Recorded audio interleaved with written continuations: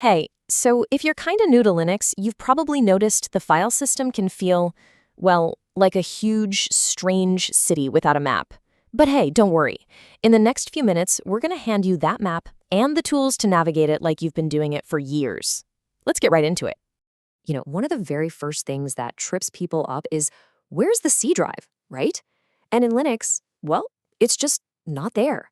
Instead, everything, and I mean everything, starts from this single forward slash, which we call the root. It's a totally different way of thinking about where your files actually live. So you might be wondering, how does Linux even handle all my hard drives, my USB sticks, and everything else if there are no drive letters? Well, it uses this really brilliant concept called the virtual directory. Basically, it just takes all your physical storage and mashes it all together into one single unified directory tree. And this image here, it shows it perfectly. Look, you could have your operating system on one hard drive and all your personal files on a totally separate one. But Linux just presents it all as one big, seamless structure. The cool part is, you don't even have to think about which physical device a file is on. All you care about is its location, its path. Okay, but let's be real. A single giant file system could turn into a total mess, right? It'd be chaos. And that's exactly where our map comes into play. It's called the File System Hierarchy Standard, or FHS for short. This is what brings order to all that chaos. Think of the FHS as the official city plan for your entire Linux system. It's the blueprint. It says, hey, configuration files, they go in this neighborhood. User programs, they live over here. And this standardization is super important. It's what lets software run reliably and keeps everything secure and organized. And it doesn't matter if you're on Ubuntu, Fedora, or any other distro. All right, so let's actually take a quick tour of the most important landmarks in this Linux city. Getting to know these key directories, that's really the first big step to feeling totally comfortable navigating your system. Okay, let's break these down. That single slash, that's the root, the absolute starting point of everything. Then you have /etc. Think of it as a system's control room, where all the configuration files are. /home is like the residential area, with a folder for each user's personal stuff. /var is like a dynamic filing cabinet for data that's always changing, like system logs. And finally, /bin and /usr/bin, those are your tool sheds, just packed with all the essential programs and commands. So you've got the map. Great. But now you need a toolkit for actually getting around the city, right? Well, Linux gives you a super powerful set of command line tools that let you find exactly what you're looking for. When it comes to searching, there are basically two main ways to go about it. First, you've got locate. It's incredibly fast because it's not searching your drives directly, it's searching a pre-built index. Then you've got find. It's a bit slower, but way more powerful because it's searching the live file system in real time. This means you can get super specific with your searches. But hang on, before you even start searching, sometimes you need to know what a command even is. That's where the type command comes in. It tells you exactly how your shell sees that command. Is it an actual program? Is it a built-in shell command? Or, like we see in this example for ls, is it just an alias, a nickname for a longer, more complex command?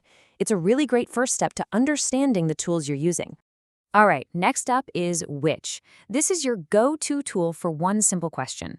Where is the actual file for this command?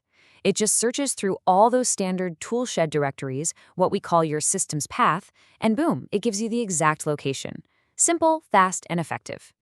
Now, where is takes things a little bit further. It doesn't just find the program like which does, it also finds a bunch of related files, like the command's source code and its instruction manual. We call that a man page in Linux. So you get a much bigger, broader picture of everything related to that command. Okay, let's circle back to that indexed search tool, locate. Like I said, it is blazing fast. You just type locate and then part of a file name, and it instantly pulls the location right out of its database. Honestly, for finding files that you haven't just created, it's almost always the quickest way to go. But there's always a but, isn't there? There's a catch. Locate isn't searching your live file system. Remember, it's searching a snapshot, a database. And that database is typically only updated once a day. So what does that mean? It means if you just created a file, locate is going to come up empty. It won't find it until that database gets updated. But don't worry, you're still in control here. If you absolutely need to find a new file right this second, you can just manually force an update yourself with the updatedb command. And hey, here's a little pro tip for you. You can even go in and edit the /etsy/updatedb.conf file to tell updatedb which folders to ignore, which can really speed up the whole process.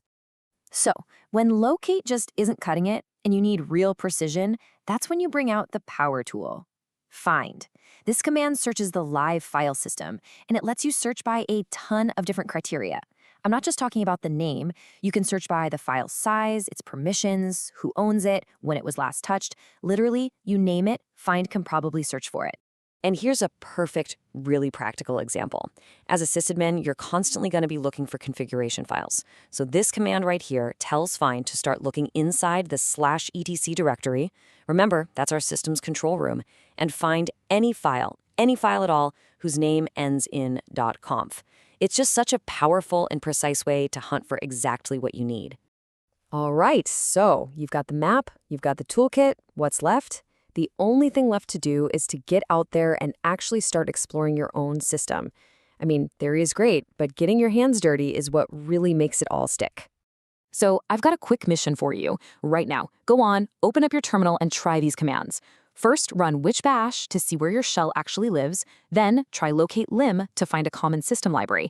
And finally, run that find command we just went over to see all the configuration files hiding in your /etc directory. Seriously, pause this and give it a shot. And look, this isn't just for fun. It's not some academic exercise.